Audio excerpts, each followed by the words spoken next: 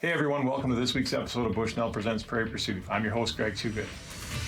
This week we're heading to southern Saskatchewan in search of Jacob's very first mule deer buck. Pretty good buck.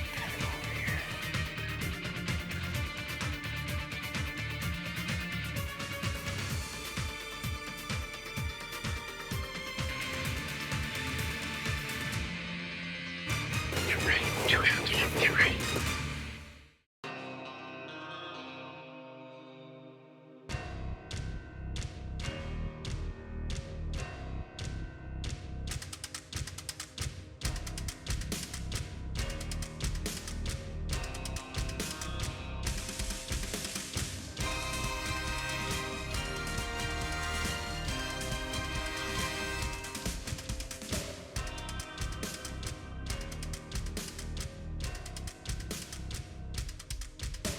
Bushnell presents Prairie Pursuit, brought to you by Bushnell Outdoor Products Canada, Hornady, accurate, deadly, dependable, Old Smokes Coffee, JB Sausage Supplies, Tourism Saskatchewan, North Pro Sports, Crosby Cedar Products, Ace Outfitting, Tobin Lake Trophy Adventures, Graham's Tire, Trail Runners Canine Training Center, and Labrador Retriever Dogs and Puppies, and these fine sponsors.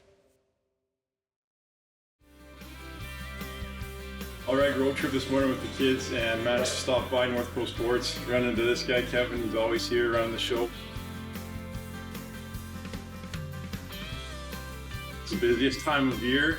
Quiet right now because we're 15 minutes before. There's people waiting outside to get in here, so looks awesome. So looks great, Kevin. Hey man, have a good trip. I will. So this year, Jacob, after 5 years of putting into the draw system, pulled his very first mule deer buck tag. Our first trip down was a bit of a scouting mission. Very first light, see a beautiful buck on the edge of the hill, staring at us, right off the highway. We've been in the zone for 5 minutes, Jacob. Eagle Light, your first time down here. Is that a good start? Yeah, you get started. Why didn't you shoot that one? Well, for starters, it wasn't what I was after, and it was the first day of the hunt. And I mean, it might have been something I would have taken a chance at on the last day, but You passed on a nice buck. Nothing. What would your dad have done? He probably would have shot it. What would your grandpa have done? Oh, you would never shot it. Grace, what would you have done? I would have shot it.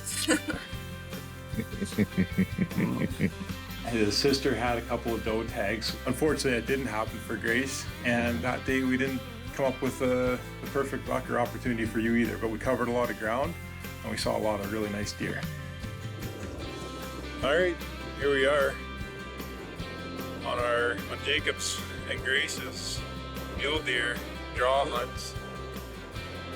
Grace is after the does, Jacob's after the bucks, and we decided to make a stop at Castle Butte down here in the big muddy southern Saskatchewan. It is beautiful here. Second trip down, and we got our permission from that one landowner that opened up a pile of land for us to hunt. It was very overwhelming. We had to really narrow down what quarter section, what area we were going to hunt because there was just so much of it. Pretty good buck bedded over here. Get me quick. Look out. I'm gonna go around and treat it as if it's a deer we're gonna shoot. So we got nothing to lose going on here. He hasn't moved. So I'll just stand still. I don't know. I think we gotta go that way. We gotta go even back down. Wait around, let's be overcautious. Yeah. Wind's good.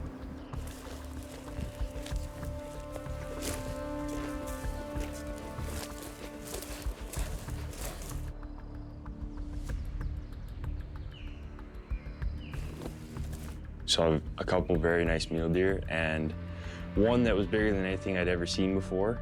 From a distance, it looked like it had quite a few non-typical points, but we had to get a better look.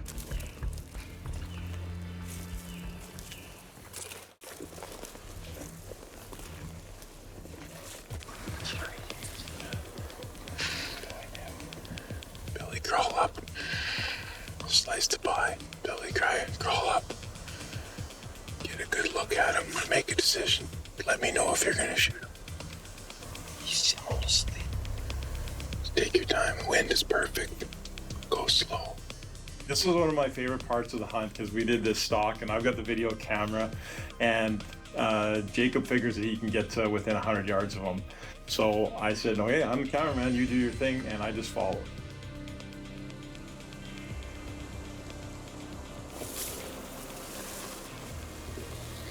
Where can you get a clear shot at? And belly crawl up, get on your elbows and look at him through the scope. And then when you decide you want to shoot, let me know. Make yourself set.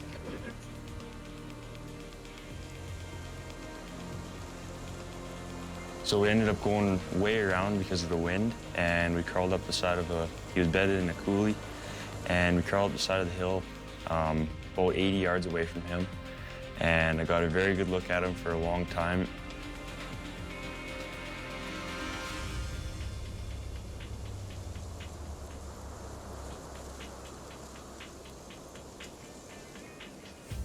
Sometimes the images get just like burnt into your mind, and I can still picture both of us in that moment. Jacob turns his hat around backwards and he's like proned out, locked in 100 yards on this buck, and all he would have to do is squeeze the trigger. And he ended up watching this buck stand up, trot up the hill, halfway up the hill, stand there probably 80, 90 yards away from us, look at us, and ran over the hill. And I look at Jacob and he's like, no, not that one. I'm like, oh my gosh, I guess we got to get bigger. Unreal. Awesome stuff. That was a pretty cool stalk. It worked out perfectly. And you could have got yourself a really nice buck. Oh, it's a bigger walking away. So, let's look at him through the scope. Just didn't seem like that. That's fine. He wasn't the right one. Yeah, his front works like this. Yeah, big brown guys. The brown guys are probably like this. He's cool. Good job. There's a lot bigger deer than that down here. Well, Curtis was out scouting around with his son. He had an archery tag. While Jacob and I were doing our hiking and driving and hiking and driving and seeing all these bucks, we get a call from Curtis, and he says, I got a big one, and there's no way I can get him with the bow. Yep. And I think you guys might want him. And when we crested this hill, we could see him bedded with a few does, and we ranged him at 250 yards. That is a very long shot for muzzleloader. I couldn't get the video of it. I was so tired. He couldn't hold still on the shot. So I threw the camera down on the ground. I laid across in front of Jacob. He leans over me. He's got the muzzleloader right on my butt. I told Jacob, look through the scope, drop down 50 yards for every dot on the scope, and put it right on him and squeeze that trigger in.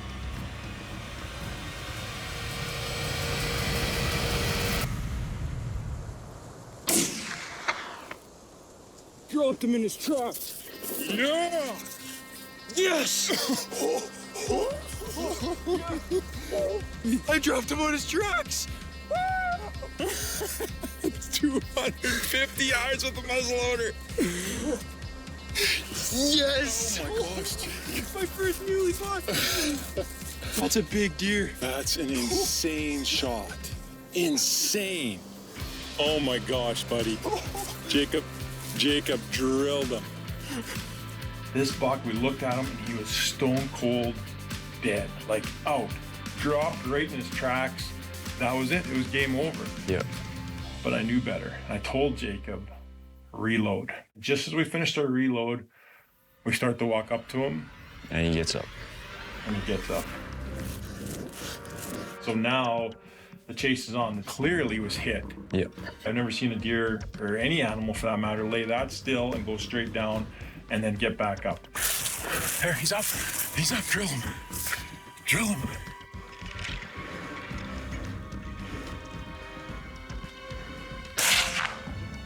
I hit him. Take a shot, hit the fence post. Where is he?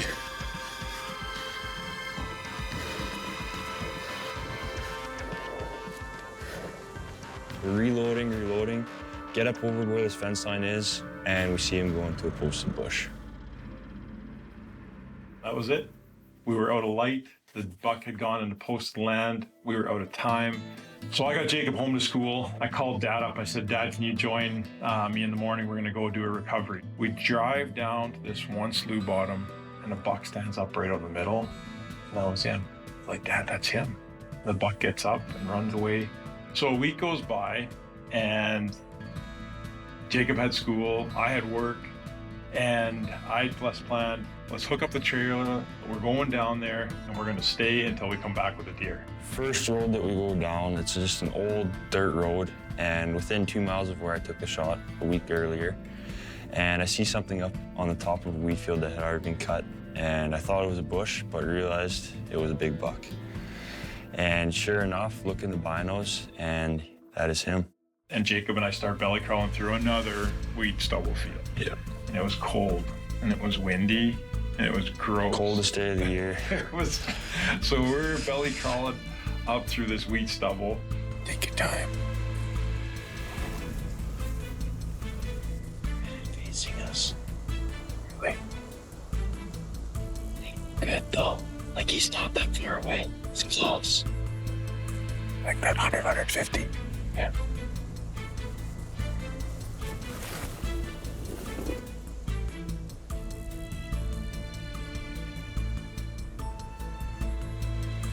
I think this is our spot. Yeah. This is right where we wanted to get to. We got a pretty good beat on him.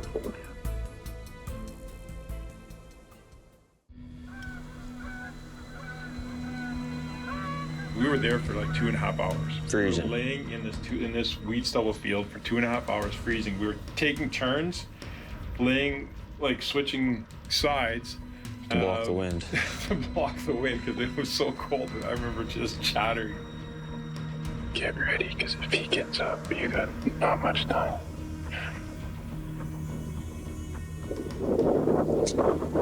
Come on, stand up. I'm frozen. Jacob's frozen.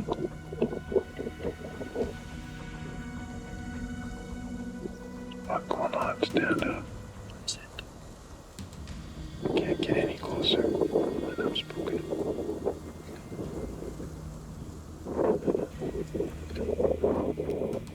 The deer gets up. I got the camera on. Take it, make sure it's a good shot. You got one. I know. I range it. My Bushnell rangefinder out. 100 yards.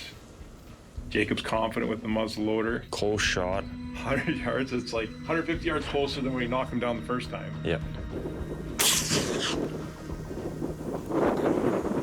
I missed him. You missed him. And the buck just stands there, looks his head up, and runs off again.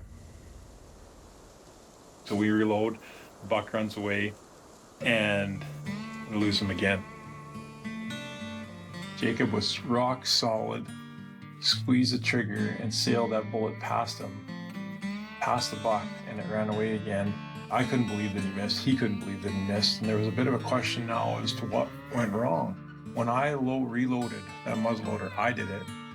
What happened was the powder was seated where it was supposed to be, but the bullet wasn't seated on top of the powder. That, I think, you probably would have made a great shot. I loaded it wrong, and it sent that bullet off a different direction. Yep. That's what I'm convinced happened. I'm pretty sure. Who knows? I'm sorry about that. I know 100% I loaded the muzzleloader wrong. It just wasn't coming together. I was starting to feel bad for Jacob, but I knew we could make it happen. All right, welcome to this week's segment of JB Sausage Makers Flies with Dwayne. And Dwayne, we made a pile of sausage. It was up to 400 pounds, I think, is what we were making. But on the side of all this, we were also making some jerky. Mm-hmm. So tell us today some really good tips to keep in mind if we're going to be making some jerky. Jerky is a product that, we're going to dry and smoke anyway, right? So cutting of the jerky and cutting it properly to maintain a consistent bite. And if you cross-grain cut the jerky, it makes it much better to chew in the end.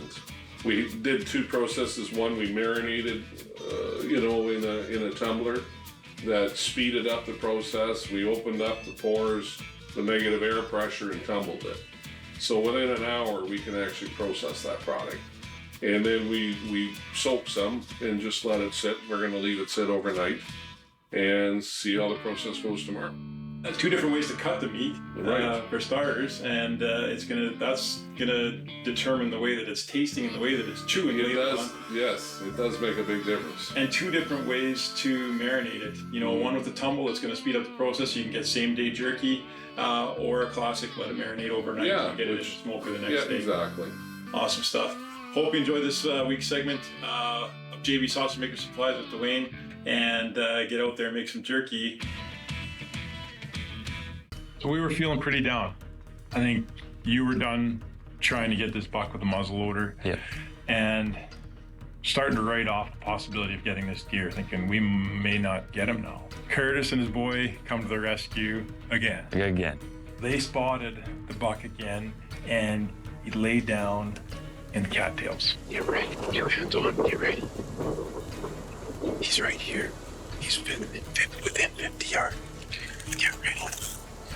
Perfect spot. It was in the middle of nowhere. The buck had laid down. Curtis didn't see him get up out of there, and he said, "Let's end this." You got this, Jacob. You got this. Get ready. Keep your eyes up.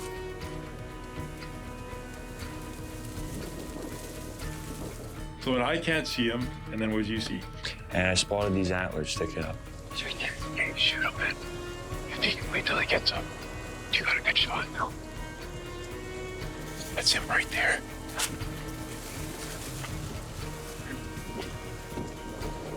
Stay on him. Stay on him like an army man, yeah. And take steps forward until he gets up and drill him.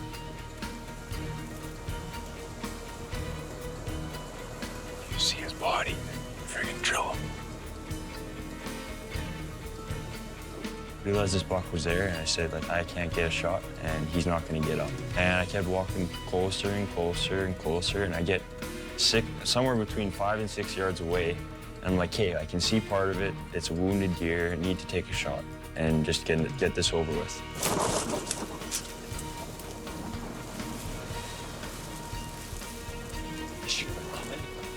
I look at the camera, and I was out of card. It wasn't even recording anymore. Yeah. And I would normally be quite upset at that, but it didn't even surprise me anymore. I was like, What else can go wrong? that's about, Nothing else can happen. that's Yeah. about how this hunt is going. And I said, well, Jacob, if you can see the body and you can see the vitals, to put it on him and squeeze the trigger. And so Jacob up, squeeze the trigger. The deer gets up, runs maybe 5 or 10 yards, does a couple of spins. You could tell it was a lethal shot. You could see the blood coming out of him now. And he tips over. Oh, baby. That's the one you wanted, buddy.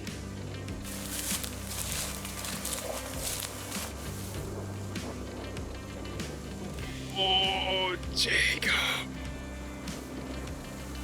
Oh my God. What an awesome deer. That's why you come down here and hunt mule deer. That is awesome. You happy with that? Yeah, what a shot. After you took that 250-yard shot and knocked that deer down, and it got up, the only thing I could think of was that it was close to the spine. Because if you shoot an animal and it's close to the spine, it could temporarily paralyze it. Just the impact of that bullet. If you don't actually hit the spine, it could just knock them out. And there was a hole right above the lungs and right below the spine, which is exactly what I thought could have happened. Yeah. An inch higher would have hit the spine, an inch lower, you'd caught the lungs, we'd had that deer a week ago. I'm so glad I got this deer. I don't know what else to say. Curtis, I don't know how to thank you enough. That would help, buddy. But if I couldn't get them with the bow, somebody should get them. We would not have this deer without these two guys right here. 100%. Yeah. No, There's no way. I don't know how old he is. Oh, I know, he's big. He's awesome. This is the biggest buck that our family has ever taken. Yeah. And to do that with the muzzleloader, just absolutely incredible. You did an incredible job. That was a challenging hunt. None of it went the way that we thought it would ever go. You passed up some beautiful bucks at the start of the hunt, and we learned a lot. We got the professional score in. We needed 195 to get him into a record book. Where was he at? He was just shy of 194. So we weren't disappointed. You weren't disappointed No. with that at all. Nope. We got the buck, an incredible buck. The buck that you see right here beside Jacob is the buck that we were after. And what's so special about this one? This is the first animal I've got the opportunity to mount of my own. I've always wanted to learn how to do it, and due to the cost of it also, having the opportunity to hunt so many awesome animals, I really wanted to learn. Not only did you do the mount, you built the base, you added the slough grass, just like in where we got them. Yeah, and a couple sheds we found on the hunt. Just a phenomenal mount. Just an absolutely amazing hunt, cool opportunity that I'm pretty sure neither of us will ever forget. Definitely not. Thanks for watching this week's episode of Bushnell Presents Prairie Pursuit. Hope you enjoyed the show. Bushnell presents Prairie Pursuit, brought to you by Bushnell Outdoor Products Canada, Hornady, accurate, deadly, dependable, Old Smokes Coffee, JB Sausage Supplies, Tourism Saskatchewan, North Pro Sports, Crosby Cedar Products, Ace Outfitting, Tobin Lake Trophy Adventures, Graham's Tire, Trail Runners Canine Training Center, and Labrador Retriever Dogs and Puppies, and these fine sponsors. It's quite an incredible day. None of it would have ever happened without you guys, so thank you so much. One of the most important tools that I have that I used all day today was a rangefinder.